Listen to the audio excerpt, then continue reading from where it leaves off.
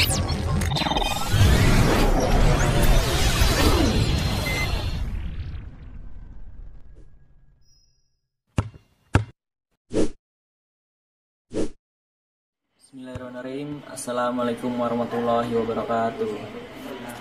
Halo semuanya, bagaimana kabarnya hari ini? Alhamdulillah. Semoga kita tetap diberikan kesehatan, kenikmatan dan keimanan dari Allah Subhanahu wa taala ya.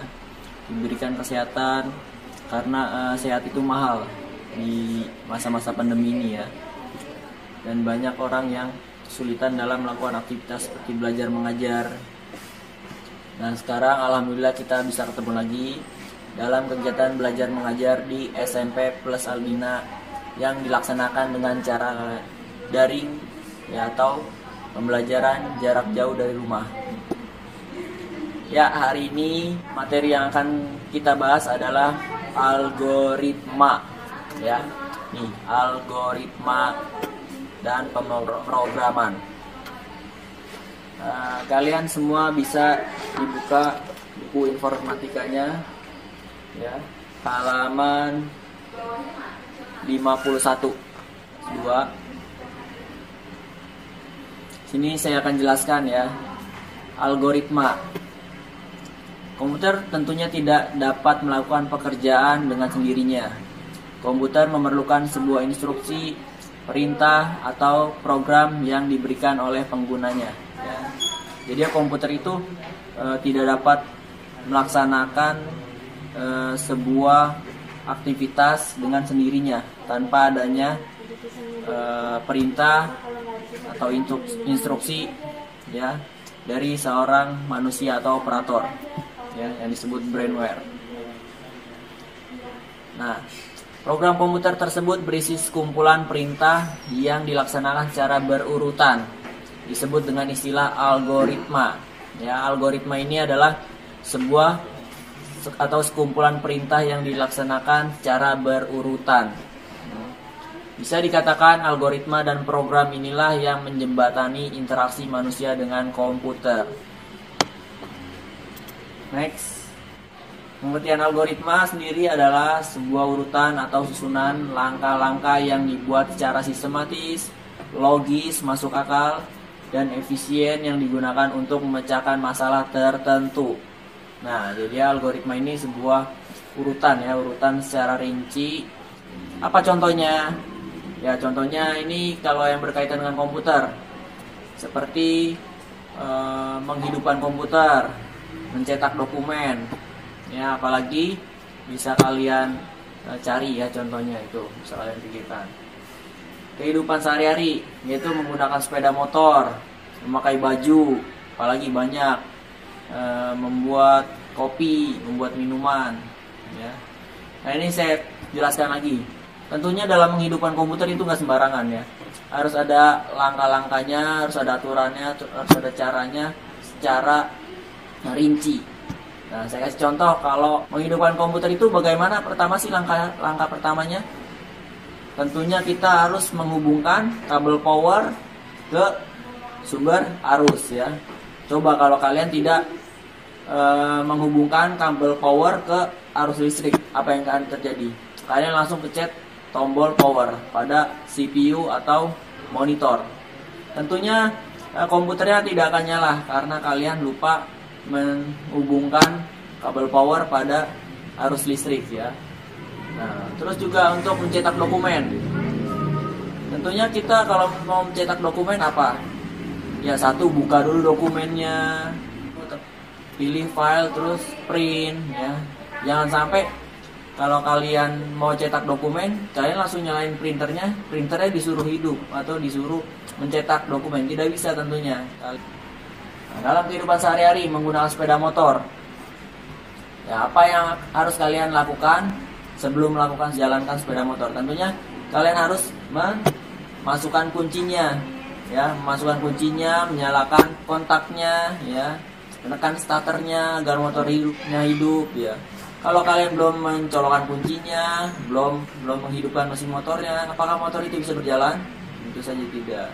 Ya, memakai baju, kalian harus membuka lemari dulu, ya, mencari bajunya, memilih bajunya. Tidak ujuk-ujuk langsung pakai baju, ya. Apa yang mau kalian pakai? Kan? Oke, next. Sejarah algoritma. Ya. Halaman 52. Kata algoritma berasal dari nama seorang penulis buku, yaitu Abu Ja'far Muhammad Ibnu Musa Al-Khawarizmi, ya. Nah, dari namanya itu kalian sudah tahu tentunya. Dia ilmuwan Islam, ya, yang berasal dari ibu kota Uzbekistan, ya, di negara Arab. Orang-orang memanggil beliau itu algoritmi, ya. Dia dipanggilnya itu algoritm, tapi namanya itu adalah Abu Ja'far Muhammad Ibnu Musa Al-Khawarizmi. Ya, terkenalnya di kita itu Al-Khawarizmi. Ya. Al-Khawarizmi adalah salah satu ilmuwan terkenal. Banyak cabang ilmu matematika berasal ditemukan oleh beliau. Nah, betul kan? Dia terkenalnya itu sebagai Al-Khawarizmi, ya, penemu ilmuwan matematika. Tahu penemuan terkenalnya apa? Menemukan angka 0. Nah, itu Al-Khawarizmi. Oke, next. Algoritma dalam pemrograman. Dalam dunia pemrograman, algoritma dapat digunakan untuk membuat sebuah perangkat lunak atau kode pemrograman tertentu yang dapat dipahami dan dijalankan oleh komputer. Ya. Nah, komputer itu tidak mengenal bahasa manusia. Dia itu mengenal dengan bahasa pemrograman, ya. Umumnya penerapan algoritma menggunakan beberapa jenis bahasa pemrograman. Nah, ini ada beberapa jenis bahasa pemrograman. Kalau manusia itu ibaratnya kayak bahasa wilayah. Ada yang bahasa lokal kan, seperti bahasa Jawa, Sunda, ada yang bahasa negara, bahasa Indonesia, bahasa Inggris, bahasa Spanyol, nah banyak. Ini di komputer juga dia memiliki bahasa pemrograman, yaitu yang pertama bahasa Java. Ya, nanti juga ada JavaScript. Terus sini ada pemrograman C, ya. Terus juga ada C++. C++ ini tambahan dari C, ya, bahasa C, tapi dia ada tambahannya C++. Terus juga ada bahasa pemrograman HTML, ya. HTML atau yang kalian sering browsing tuh, nah itu menggunakan bahasa pemrograman HTML dan PHP. Ada juga bahasa pemrograman CSS, Python, Ruby, dan Basic atau Visual Basic, ya. Nah, ini kalian ingat-ingat bahasa pemrograman, ya. Ini sekarang lanjut ke halaman 54. Sini ada diagram alir atau flowchart. Diagram alir atau flowchart adalah diagram yang berisikan simbol-simbol khusus dan digunakan untuk menjelaskan tahapan-tahapan atau langkah-langkah yang telah dibuat pada algoritma. Nah, saat membuat program atau algoritma, ini ada tahapan-tahapannya. Dan kita mendesain tahapan itu menggunakan flowchart, ya. Flowchart itu berupa simbol. Nah, ini ada simbolnya itu, ada berbentuk elips, jajar genjang, persegi 6, dan persegi panjang. Next, penjelasan simbol flowchart. 1. Terminator merupakan simbol awal dan akhir, ya. Simbol ini berbentuk elips. Terminator itu merupakan simbol awal dan akhir. Dia ada start, mulai, end, sampai selesai. Tuh, contohnya ada di halaman 55 juga ada contohnya. Terus yang kedua, data. Data merupakan simbol yang di dalamnya berisi data. Simbol ini berbentuk persegi 6 dan jajar genjang. Kalian bisa baca lengkapnya itu halaman 54 yang B, ya, diagram. Atau nih, 6 diagram alir flowchart. A, B, C, D, dan E. Ya. Nah, ini data. Ya, data merupakan yang di dalamnya berisi data. Simbol ini berbentuk persegi 6 dan jajar genjang. Ya. 3. Proses merupakan simbol yang digunakan untuk membuat proses. Simbol ini berbentuk persegi panjang. Nah, kalau proses itu simbolnya itu persegi panjang, ya. 4. Cetak merupakan simbol yang digunakan untuk mengeluarkan atau menghasilkan simbol simbol ini berbentuk jajar genjang.